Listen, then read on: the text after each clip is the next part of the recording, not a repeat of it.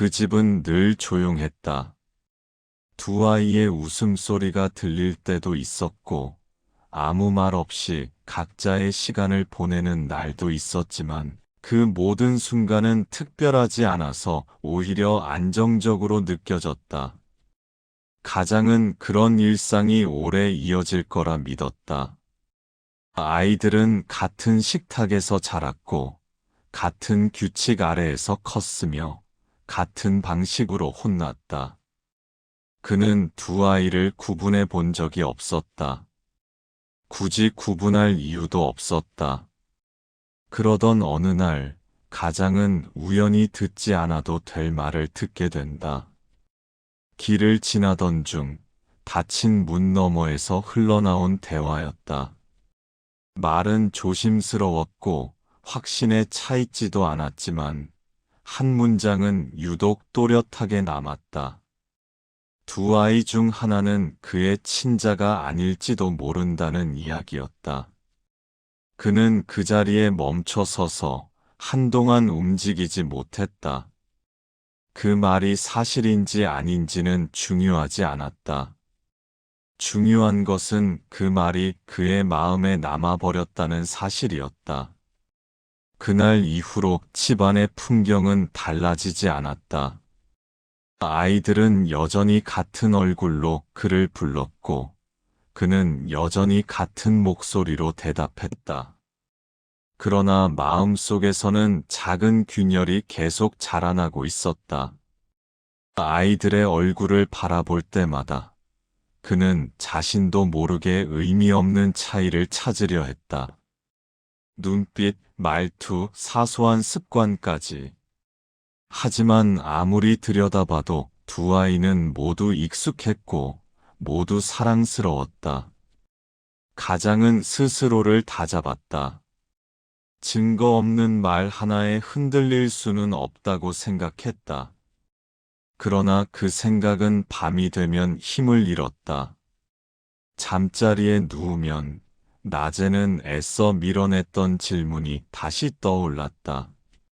만약 그 말이 사실이라면 지금까지의 시간은 무엇이 되는 걸까? 그는 그 질문에 답하지 않기로 했지만 질문은 쉽게 사라지지 않았다. 그렇게 평온했던 시간에 눈에 보이지 않는 균열이 조용히 자리 잡기 시작했다. 가장은 그 사실을 누구에게도 말하지 않았다. 아내에게도 아이들에게도 그 어떤 사람에게도 꺼내지 않았다. 진실을 밝히는 것이 옳은 일일지도 모른다는 생각은 스쳐갔지만 그보다 먼저 떠오른 것은 지금의 시간이 무너질지도 모른다는 두려움이었다. 말 한마디로 가족이 갈라질 수 있다는 생각은 그를 쉽게 입을 열지 못하게 만들었다. 그는 스스로에게 다른 질문을 던지기 시작했다. 누가 그의 피를 이어받았는가가 아니라 누가 끝까지 그를 아버지로 남겨둘 것인가라는 질문이었다. 그 질문은 더 복잡했고 답을 찾기도 어려웠지만 그에게는 더 중요하게 느껴졌다. 피로 이어진 관계보다 함께 쌓아온 시간이 더 많은 것을 말해줄지도 모른다고 그는 생각했다. 그러나 그 생각은 그를 편안하게 만들지 않았다. 오히려 그는 점점 지쳐갔다. 낮에는 아무 일 없는 사람처럼 지냈지만 밤이 되면 마음은 더 무거워졌다. 아이들의 웃음소리가 들릴 때마다 그는 그 소리가 언제까지 이어질 수 있을지 생각했다.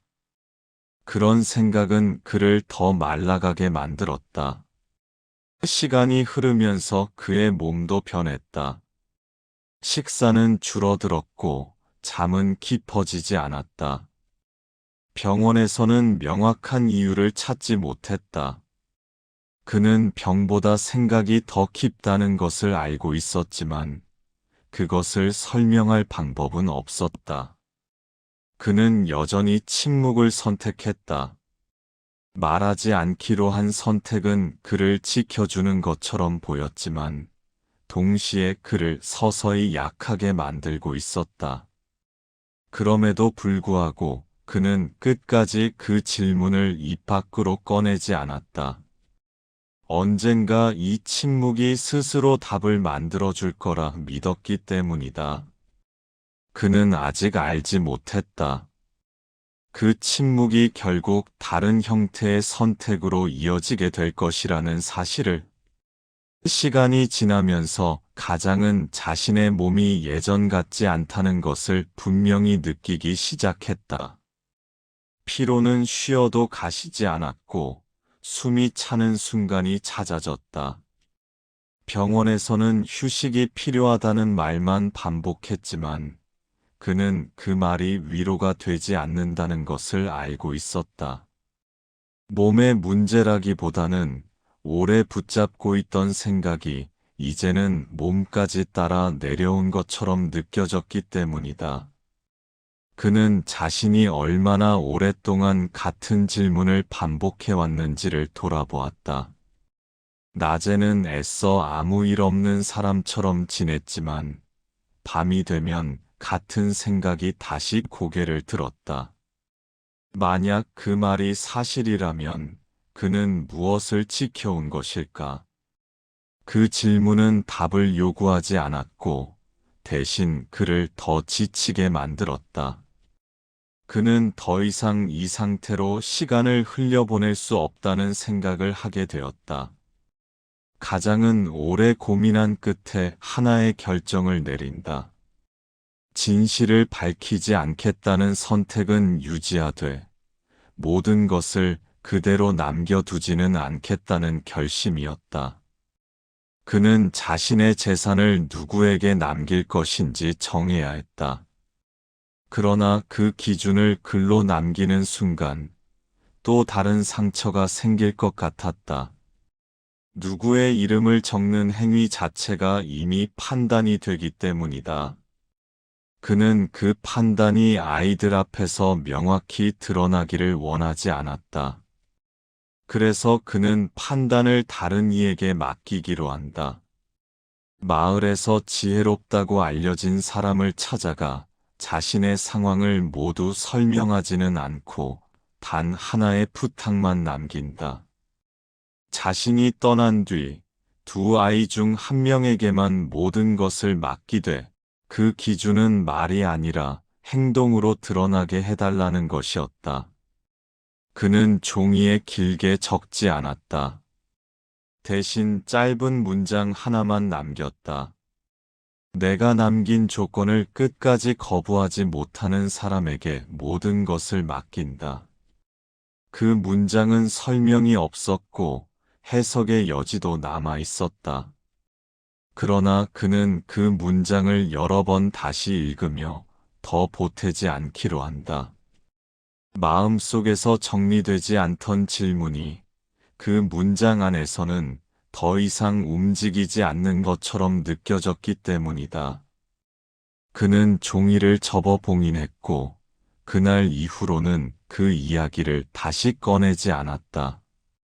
말수가 줄어들었고 그의 시간도 점점 조용해졌다. 가장이 세상을 떠난 뒤 집안에는 긴 침묵이 흘렀다.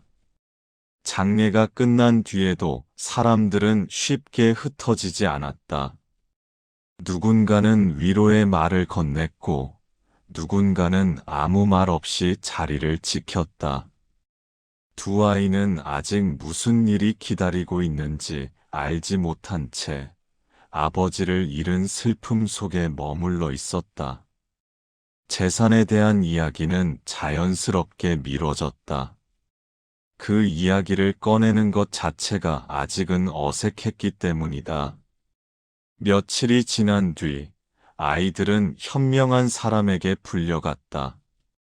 그는 두 아이를 따로 부르지 않고 같은 자리에 앉혔다.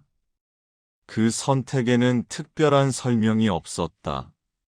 그는 아버지가 남긴 글을 천천히 읽어주었지만 그 문장의 의미를 풀이하지는 않았다. 아이들은 그 문장을 들으며 각자 다른 생각을 떠올렸지만 그 생각을 말로 옮기지는 않았다. 그는 잠시 침묵했다. 그 침묵은 생각을 정리하는 시간처럼 보였고, 동시에 아이들에게도 기다림을 요구하는 듯 했다. 그는 판결을 서두르지 않았다. 오히려 시간을 두고 아버지가 어떤 사람이었는지를 떠올리는데 더 많은 시간을 썼다. 그가 무엇을 소중히 여겼는지, 어떤 순간 앞에서 멈추는 사람이었는지를 조용히 되짚었다. 그 과정은 누구에게 보여주기 위한 것이 아니라 스스로를 위한 것처럼 보였다. 아이들은 그 시간이 길게 느껴졌지만 아무도 그 침묵을 깨려 하지 않았다. 질문을 던질 수도 있었고 의미를 물을 수도 있었지만 모두가 그 침묵이 아직 끝나지 않았다는 것을 느끼고 있었다. 마침내 그는 고개를 들었다. 이제 곧 아버지가 남긴 조건을 확인할 것이라고만 말했다. 무엇을 하게 될지, 어떤 선택이 기다리고 있는지는 여전히 밝히지 않았다. 다만 한 가지는 분명했다. 이 판결은 말로 설명되는 것이 아니라 각자의 선택으로 드러날 것이라는 점이었다. 아이들 사이에는 이전과는 다른 긴장이 조용히 자리 잡고 있었다. 현명한 사람은 아이들 앞에 작은 상자를 내려놓았다. 상자는 오래되어 모서리가 닳아 있었고 표면에는 손때가 묻어 있었다. 그는 그 상자가 어떤 값어치를 지니는지 설명하지 않았다. 대신 그것이 아버지가 평생 곁에 두고 다니던 물건이라는 사실만 조용히 말했다. 아이들은 그 말을 듣는 순간 상자를 다시 바라보았다. 겉으로 보기에는 평범했지만 그 안에 담긴 시간이 가볍지 않다는 것은 느낄 수 있었다. 그는 아이들에게 상자를 열어 보이지도 않았다. 무엇이 들어있는지, 왜 아버지가 그것을 소중히 여겼는지도 말하지 않았다. 대신 그는 조건을 하나만 제시했다. 유산을 받기 위해서는 이 상자를 직접 부숴야 한다는 것이었다. 그 말은 담담했고 시험이라는 표현도 쓰지 않았다. 마치 이미 정해진 절차를 안내하는 사람처럼 보였다. 잠시 침묵이 흘렀다. 아이들은 서로를 바라보지 않았다. 상자와 바닥, 그리고 자신의 손을 번갈아 바라보며 각자의 생각에 잠겼다. 상자를 부수는 행위가 무엇을 의미하는지, 그 행동이 어떤 결과를 남길지에 대해 아무도 말하지 않았다. 현명한 사람 역시 그 침묵을 재촉하지 않았다. 그는 조건을 반복하지도 이유를 설명하지도 않았다. 그는 단지 이렇게 덧붙였다. 이 조건은 아버지가 남긴 선택이며 누구에게도 강요하지 않는다는 말이었다. 부수지 않겠다는 선택 역시 하나의 선택이 될 수 있다는 점만을 분명히 했다. 그 말이 끝나자 다시 침묵이 자리 잡았다. 상자는 여전히 그 자리에 놓여 있었고 누구의 손에도 아직 닿지 않았다. 첫 번째 아이는 상자 앞에 한 걸음 다가섰다. 그는 잠시 상자를 내려다보았고 숨을 고르듯 멈춰 섰다. 그에게는 시간이 필요해 보였다.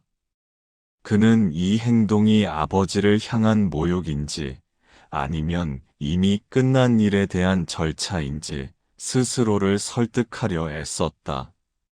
상자는 물건일 뿐이고 부수는 행위가 기억까지 지울 수는 없다고 그는 생각했다. 그는 천천히 손을 들어 상자를 밀쳤다. 상자는 쉽게 부서지지 않았고 그는 다시 힘을 주어 눌렀다. 나무가 갈라지는 소리가 조용한 공간에 울렸다. 그는 그 소리를 듣고도 멈추지 않았다. 이미 시작한 행동을 끝내야 한다는 듯 상자가 완전히 부서질 때까지 손을 거두지 않았다. 그가 뒤로 물러섰을 때 상자는 더 이상 원래의 형태를 유지하고 있지 않았다. 다른 아이는 그 장면을 지켜보고 있었다. 그는 한 걸음도 움직이지 않았다. 상자가 부서지는 소리를 들었을 때 그는 고개를 숙였다. 그의 손은 움직이지 않았고 어떤 말도 하지 않았다. 현명한 사람이 시선을 옮겼지만 그는 여전히 그 자리에 서 있었다. 그의 선택은 행동이 아니라 행동하지 않음으로 드러나고 있었다. 침묵이 다시 길어졌다. 누구도 그 침묵을 깨지 않았다. 상자를 부순 아이도, 부수지 않은 아이도, 현명한 사람도 모두 그 자리에 머물러 있었다. 선택은 이미 끝났지만 판결은 아직 내려지지 않았다. 그 시간은 짧았지만 길게 느껴졌다. 그 순간 각자의 선택은 더 이상 되돌릴 수 없는 것이 되어 있었다. 현명한 사람은 한동안 아무 말도 하지 않았다. 상자가 부서진 자리와 그 앞에 서 있는 두 아이를 차례로 바라보았을 뿐이었다. 그의 표정에는 놀람도 실망도 담겨 있지 않았다.